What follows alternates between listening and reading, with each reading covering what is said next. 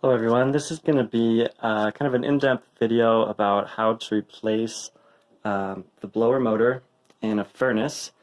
This particular furnace, it says Bryant there on the front, but when I look at the model number, it's actually, the company is Payne, that's P-A-Y-N-E.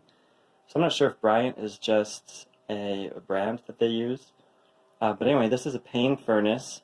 I got a lot of my information from this website called Repair Clinic. They have this video, Payne Furnace Disassembly. I'd recommend going and watching that. So this video will be pretty in-depth. The first step is, of course, to take this front panel off, and you do that just by pulling it straight back. And it has little hooks at the top and the bottom. So that exposes a fan assembly in here. That's not what we're dealing with today. What we're dealing with is actually down in here, so we need to take off one more panel, and that's done with just these two screws right here. And which you probably want to go flip off your circuit breaker to your furnace and to your air conditioner unit before you start taking these things apart. So for these two screws, you're going to want to use a 5/8 socket or just a flathead screwdriver. Okay, with those two screws off, this just pulls out and up. Now, if your fan was actually running at that point, when you pull that off, this switch would cause your fan to stop. When that panel's on, it pushes that in, and it allows your fan to run. When you pull the panel off, the fan won't run unless you manually push on that. One other thing I want to show you quick is where to find your model number. Mine is actually right here on this sticker. You can see model number, you can see serial number, and here is where it says Payne Heating and Cooling. So that's who made this furnace. And any Payne furnace should be fairly similar. So right here is the fan housing.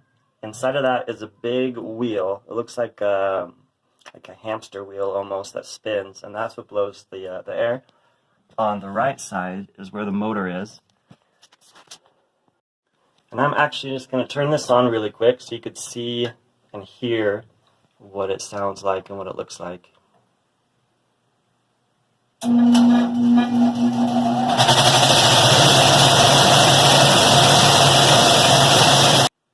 So to pull this out, there's a few things we need to get out of the way.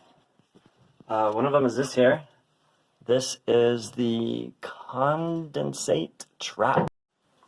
So on the top of the trap are three tubes that'll need to be removed in order to get that trap down. And then on the bottom is one, and that'll just be removed on both sides. Okay, so I'm going to begin with this tube, and you just got to loosen this clamp, pull it out, and then pull that back, and then do that on the other side as well. Then I have the three on the top here. The small one, it's a tight fit, and you could just pull that back. This big black one has another clamp.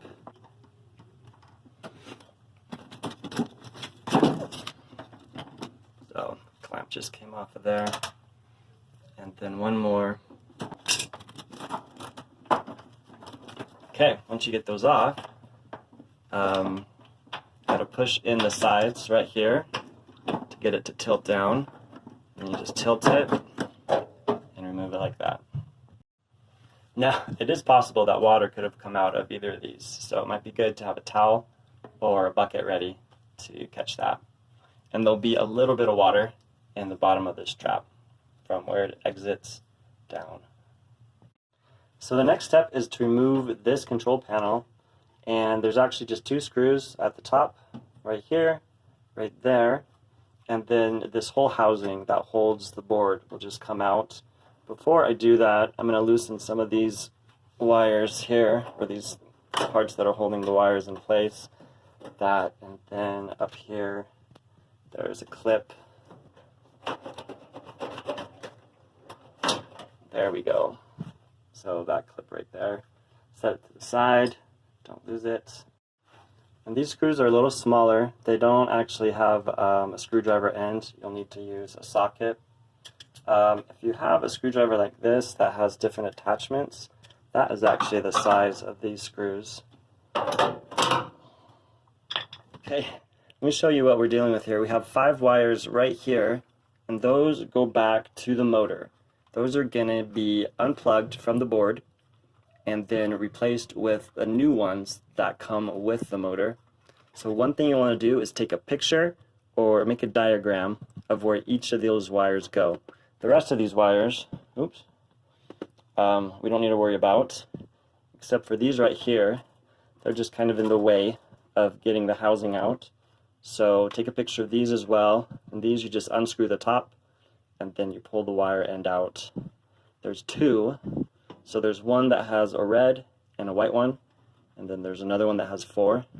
And you just need to be sure you get those back in the same spot. Then when you get all the wires out, you can kind of set this up to the side so you can pull out the motor assembly.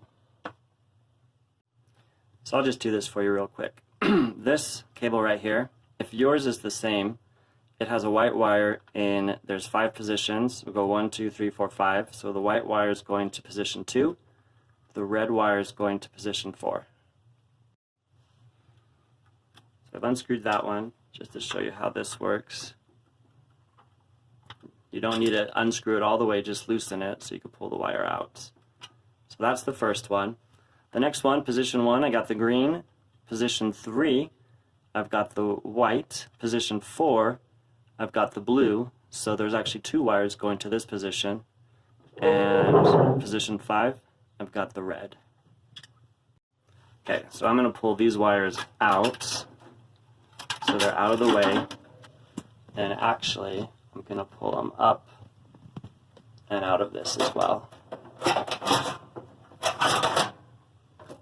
And then kind of wrap them up around the pipe, up at the top, out of the way. So these wires going to the motor have this white one, which comes in, goes to here, black one here, the blue one also goes into this black body, and then the yellow and the red one are on either side of that.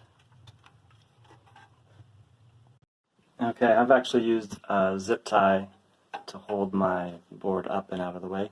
Okay, and then here again are the wires that go to the motor. Here we have a capacitor. I'm also going to replace that. I've heard that when you replace the motor, that you can actually see back here, you're going to want to replace the capacitor as well. At least it's a good idea. So I've purchased a new one of those. Now this assembly is just hanging here. It goes into those slots up there, and then on either side there are 2 screws. And so you just need to undo those screws and then slide the whole assembly out back towards yourself. Now these screws are kind of hard to access, and you don't have a lot of room. And again, these are 5/8, and what I do is I have a long extension, so that allows me to get a little bit of action back and forth down here. On the other side, what I do is there's my filter. So if you remove that, it kind of gives you a little bit of room back in that cavity to move your socket back and forth. Something I'm going to do before pulling this out is take the old capacitor off. And these hold a charge, so if you have a screwdriver with an insulated handle, and you just want to touch both ends together of the connection there to discharge anything that may be built up. So to take the capacitor off, this wire goes to the motor, it's the ground, and it uses the screw that is holding the bracket in place. There's just a screw on one side, the other side is a little flange that fits into a slot. So I'm going to do that right now. So here's the screw that is the ground. And again, it's the smaller size. So just 2 sizes that we're dealing with. You undo it all the way. This bracket comes loose. Here's the capacitor. The bracket comes off. Keep the screw. There's the ground. Just pull these two off.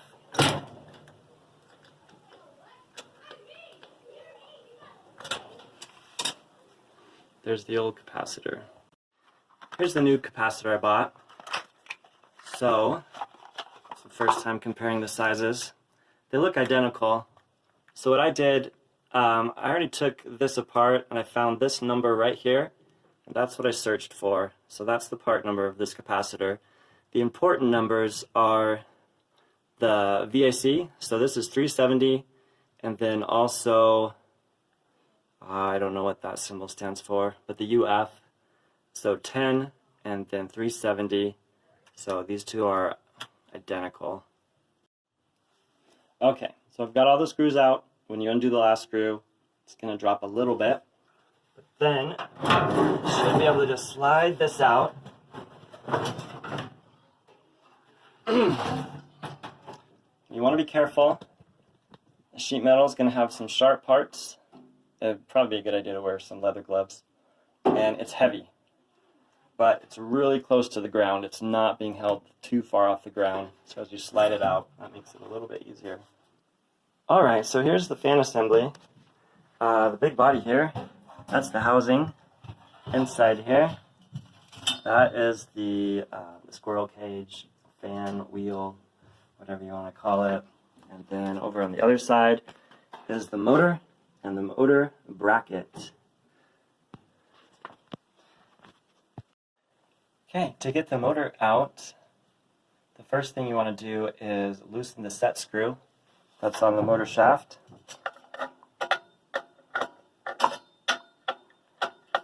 So now the wheel can move, and that set screw goes on the flat side of the shaft. The next step is to set the fan assembly on its side, and I have a towel here to help us cushion it. Now this exposes the motor bracket. So there's 4 bolts that you'll need to undo. And these bolts take a 7/16. And when it comes out, it'll have a washer, the bolts, and kind of a spacer right here. So before you pull this out, after you have the bolts out, you want to make sure you just note which side the wires are coming out in relation to the whole assembly, so that when you put it back in, it goes in the same way. Alright, so at this point, pull her up, out, and slide it to the side. So if you'd like to inspect the wheel, this is how you get it out. There's these 2 screws here, so one on this side, one on the other side. Okay, once those are out, you pull this forward, and then it just comes straight up and out. And the wheel, this is the part that may have some sharp parts, so be careful. Just pull this up and out as well. So before you remove the bracket, you want to measure the distance between this edge of the bracket and the shaft end of the motor. So I'm going to go from 10.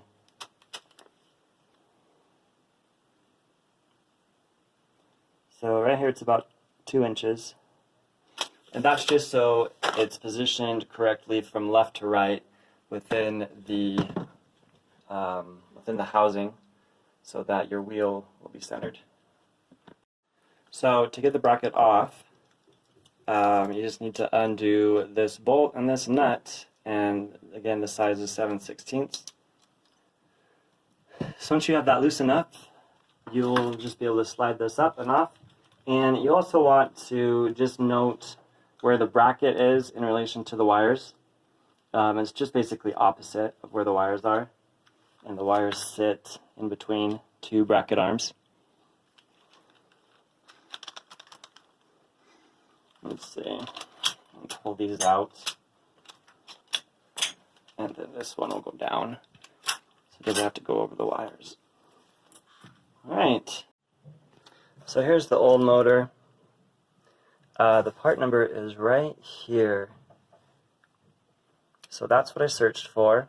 And if I searched for the model number of my furnace and blower motor, this is what came up. So here's the new one.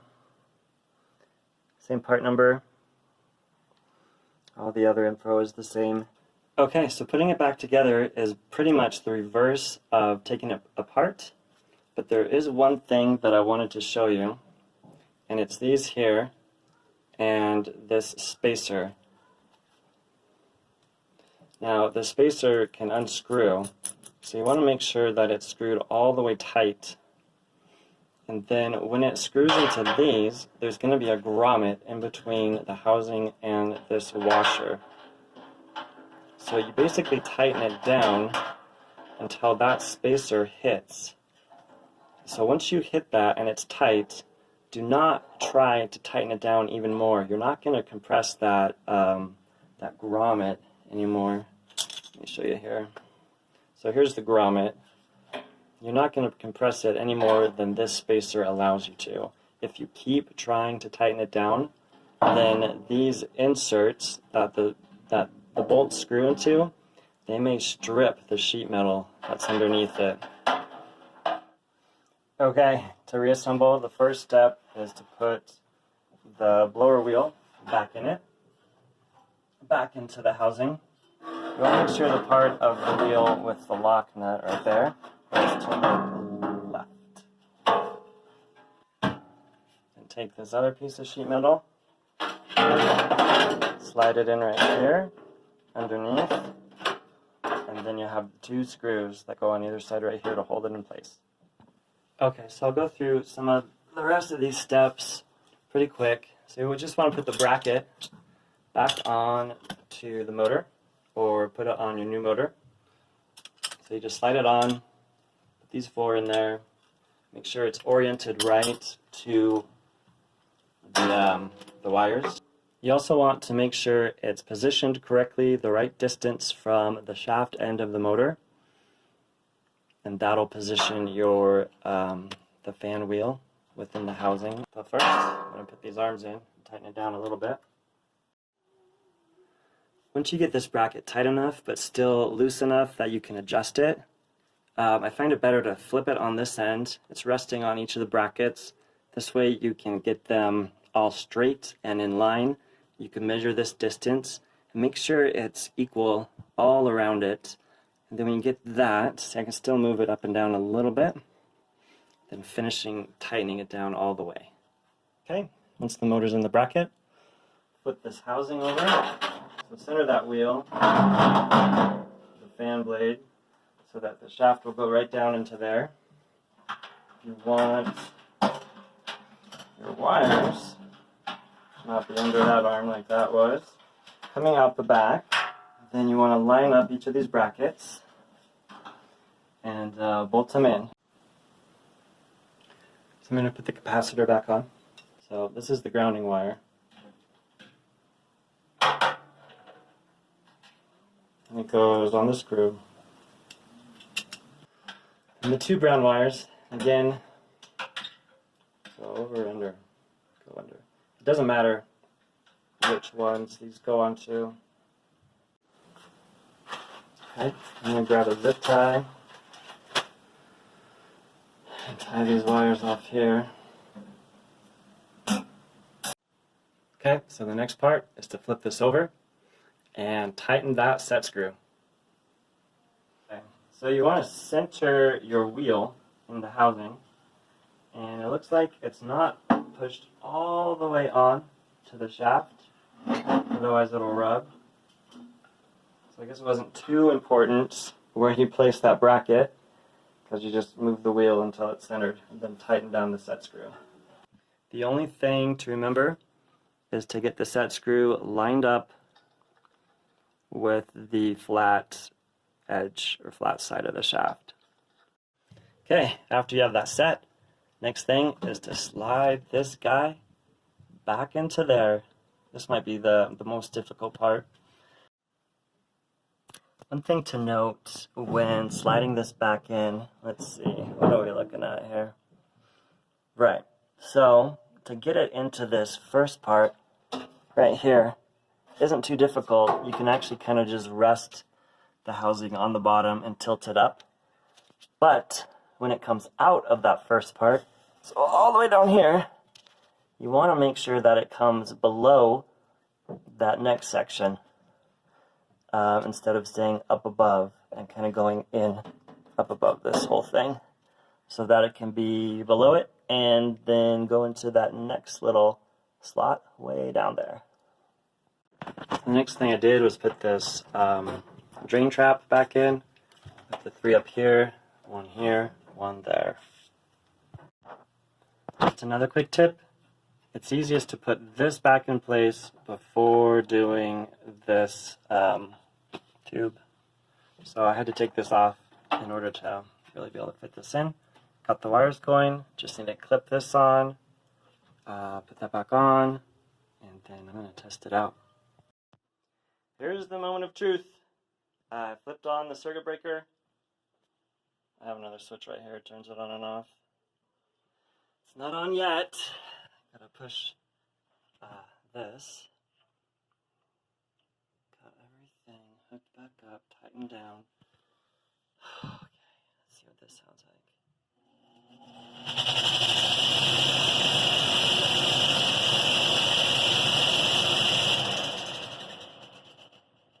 I mean, it's still pretty loud.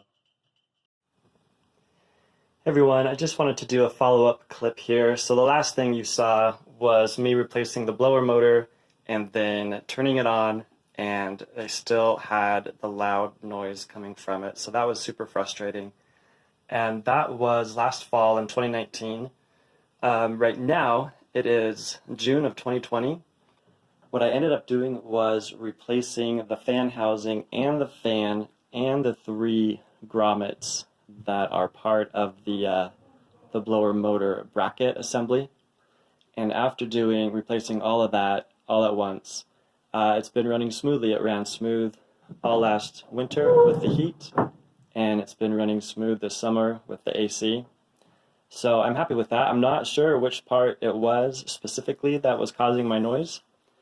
So I just, instead of troubleshooting it one at a time, I went ahead and just replaced it all on my own, which was still expensive, but it was way less expensive than having a contractor come out and do that for me. So I hope you have found this video beneficial, and thanks for watching. Bye.